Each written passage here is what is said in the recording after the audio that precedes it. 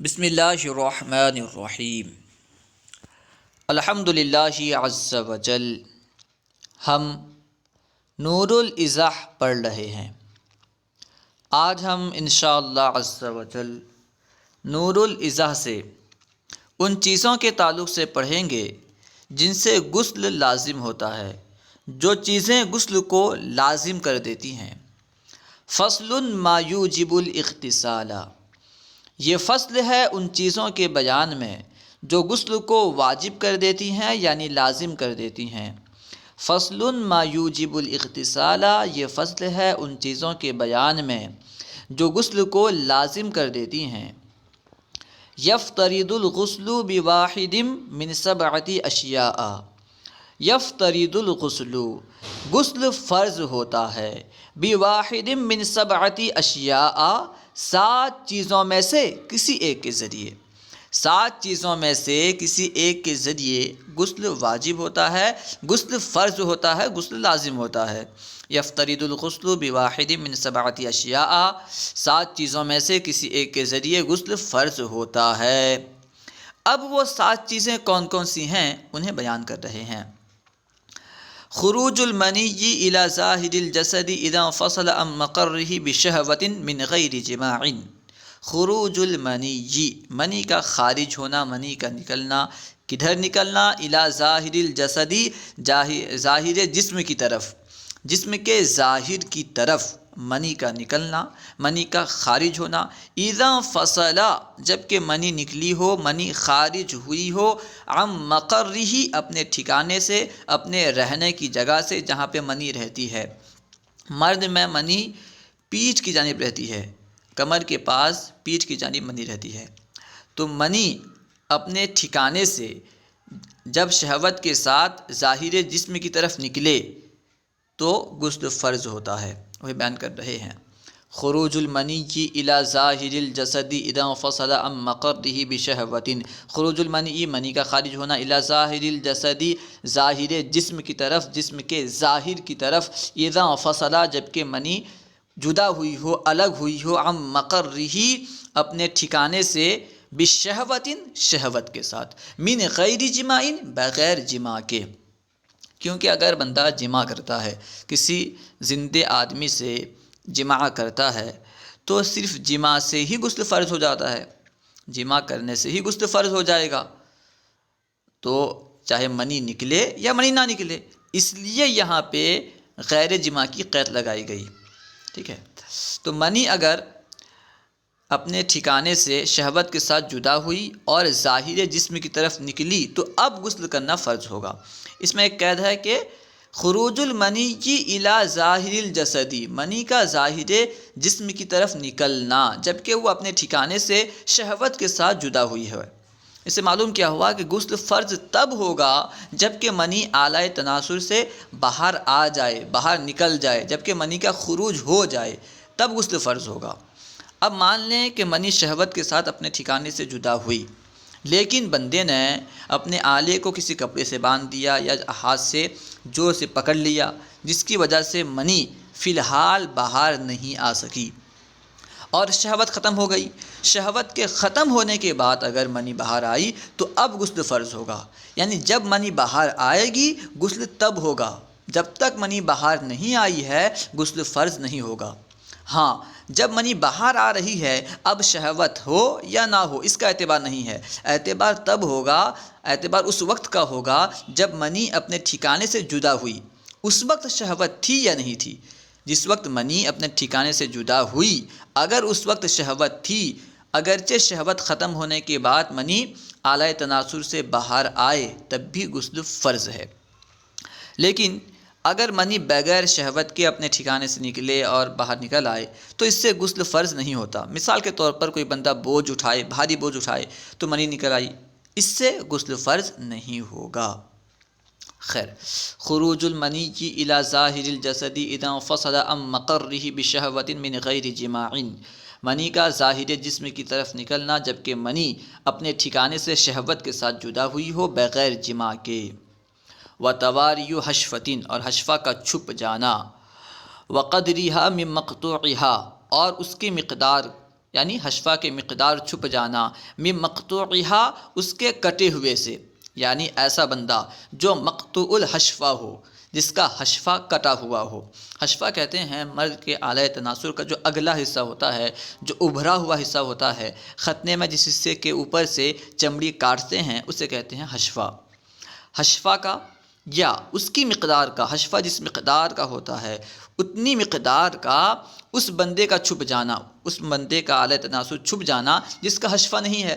کوئی بندہ ایسا ہے جس کا حشفہ کٹا ہوا ہے، حشفہ ہے ہی نہیں، تو جتنا حشفہ ہوتا ہے اگر اس بندے کا اعلیٰ تناسل اتنا چھپ گیا، کہاں چھپ گیا آگے بیان کر رہے ہیں، فی احدی سبیلی آدمی حی، زندے آدمی کے دو راستوں میں سے ایک راستے میں۔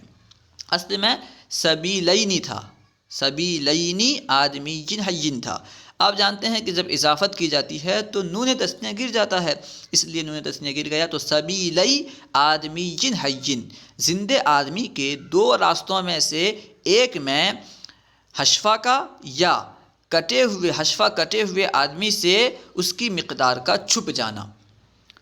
اگر زندے آدمی کے آگے یا پیچھے کے مقام میں حشفہ چھپ گیا، یا ایسا بندہ جس کا حشفہ نہیں ہے، حشفہ کی مقدار اس کا اعلیٰ تناسل چھپ گیا، تو اب غسل فرض ہے۔ امید ہے سمجھ میں آگے ہوگی۔ اب دیکھیے آگے، وَإِنزَالُ الْمَنِيِّ بِوَطِيِّ مَيْتَةٍ أَوْ بَهِيمَةٍ، اور منی نکلنا، انزال المنی، منی کا انزال ہونا، منی نکلنا، بِوَطِيِّ مَيْتَةٍ أَوْ بَهِيمَةٍ، مردے یا جانور سے وطی کی وجہ سے، مردار یا جانور سے وطی کی وجہ سے، وطی کی وجہ سے اگر منی کا انزال ہو گیا، منی نکلا، تو اب غسل کرنا فرض ہے۔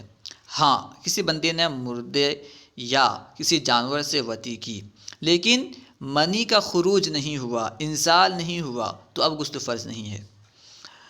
مردے اور جانور سے وطی کرنے میں غسل تب فرض ہے جب کہ انزال بھی ہو جائے، منی کا خروج بھی ہو جائے۔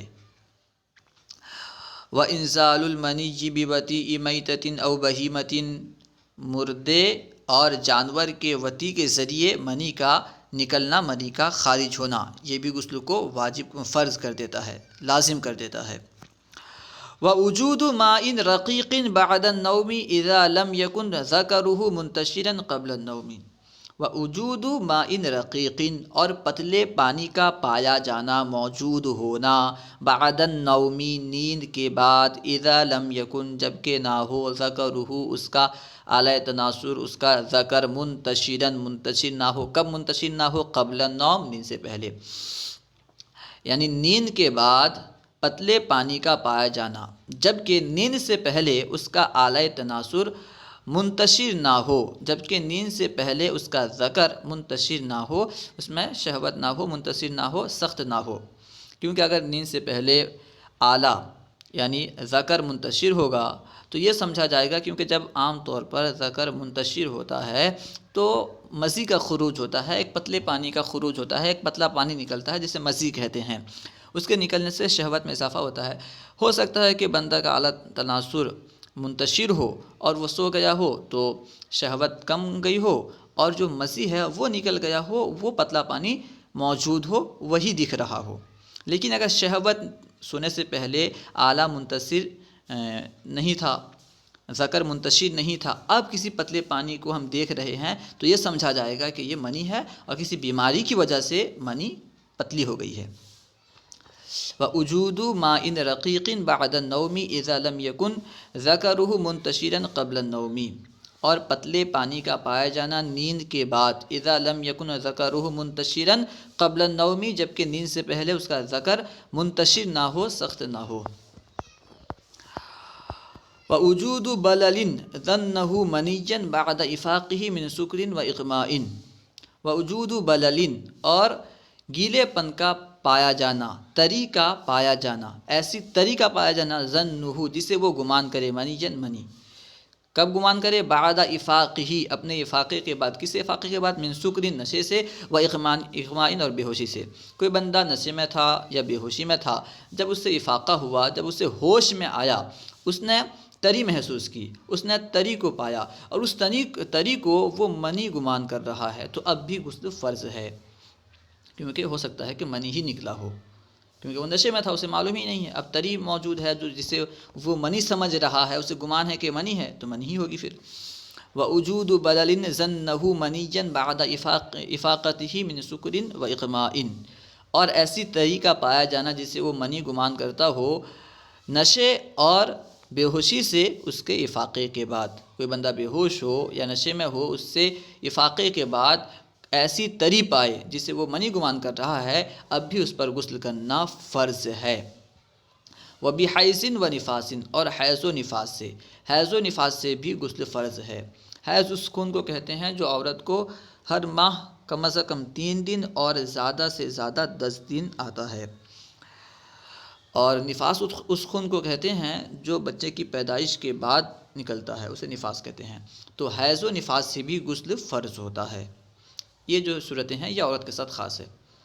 وَلَوْ حَصَلَتْ الْأَشْيَاءُ الْمَذْكُورَةُ، اگر یہ اشیاء مذکورہ یعنی جن چیزوں سے غسل فرض ہوتا ہے جو ابھی اوپر بیان ہوئی، اگر یہ حاصل ہوں یعنی پائی جائیں قبل الاسلامی، اسلام سے پہلے، فی الاصح، صحیح ترین قول کے مطابق، یعنی اگرچہ یہ چیزیں اسلام سے پہلے پائی جائیں تب بھی ان سے غسل فرض ہوتا ہے۔ جو چیزیں بیان کی گئیں کہ انزال ہونا، منی کا ظاہر جسم کی طرف نکلنا جبکہ وہ اپنے ٹھکانے سے شہوت کے ساتھ جدا ہوئی ہو، ٹھیک ہے، اس طرح دخول ہونا یعنی حشفہ کا زندہ آدمی کے آگے یا پیچھے کے مقام میں چھپ جانا، ان سب سے غسل فرض ہوتا ہے اگرچہ اسلام سے پہلے ہو۔ یعنی اگر کوئی بندہ مسلمان نہیں ہوا ہے اور اس نے وطی کی یا احتلام ہو گیا، اسے منی کا خروج ہو گیا، ٹھیک ہے، اب وہ مسلمان ہوا، اب وہ غسل کرے گا یا نہیں کرے گا؟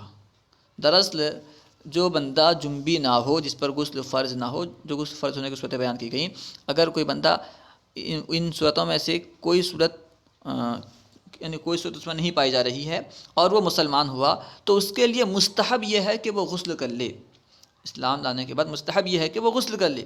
لیکن جو بندہ جنبی ہو وہ مسلمان ہونے کے بعد غسل کرے گا یا نہیں کرے گا، اس بارے میں علماء کا اختلاف ہے۔ بعض لوگ کہتے ہیں، ایک روایت یہ ہے کہ وہ غسل نہیں کرے گا، ٹھیک ہے، وہ مسلمان ہونے سے پہلے جنبی تھا نا، اب تو مسلمان ہو گیا، ٹھیک ہے، مسلمان ہونے سے پہلے جنبی تھا، گویا کہ اسلام کے احکام اس پہ جاری نہیں ہوئے تھے، تب وہ جنبی تھا، اب وہ مسلمان ہوا، تو اب اگر یہ جو چیزیں ہیں یہ پائی جائیں گی تو اس پہ غسل فرض ہوگا، کیونکہ یہ مسلمان ہونے سے پہلے جنبی تھا، اس لیے غسل فرض نہیں ہے۔ کچھ لوگ یہ کہتے ہیں، لیکن صحیح ترین قول یہ ہے کہ اگرچہ وہ مسلمان ہونے سے پہلے ان چیزوں میں سے کوئی چیز کیا ہو، منی کا خروج ہوا ہو، وطی کیا ہو زندہ آدمی سے، تب بھی اس پہ غسل فرض ہے، مسلمان ہونے کے بعد وہ غسل کرے گا۔ خیر، وَيَفْتَرِضُ تَقْصِيرُ الْمَيِّتِ کفایتاً، اور میت کو نہلانا فرض کفایہ ہے۔ یفترض تغسیل المیت، میت کو نہلانا فرض ہے، کفایتاً، کفایت کے طور پر، یعنی فرض کفایہ ہے۔ اگر مردار سمندر میں پایا گیا، اگرچہ اس کا پورا بدن سمندر میں تر ہو چکا ہے، بھیگ گیا ہے سمندر سے، وہ اس کا پورا بدن سمندر میں دھل گیا ہے، پھر بھی لوگوں پہ ضروری ہے، فرض کفایہ ہے کہ وہ اس کو نہلائیں، کیونکہ ان کے ذمہ اب بھی فرض باقی ہے۔ وَيَفْتَرِضُ تَغْسِيلُ الْمَيِّتِ کفایتاً، اور مردے کو نہلانا فرض کفایہ ہے۔ امید ہے کہ پوری بات سمجھ میں آ گئی ہوگی۔ اگر کوئی بات سمجھ میں نہ آئی ہو یا درسیات کے متعلق کوئی سوال کرنا چاہتے ہوں تو کمنٹ باکس میں سوال کریں، انشاءاللہ عز و جل ممکنہ صورت میں جواب دیا جائے گا۔ علم دین کو عام کرنے کے لیے ہمارا ساتھ دیں، انشاءاللہ عز و جل آپ بھی ثواب کے مستحق ہوں گے۔ السلام علیکم ورحمۃ اللہ وبرکاتہ۔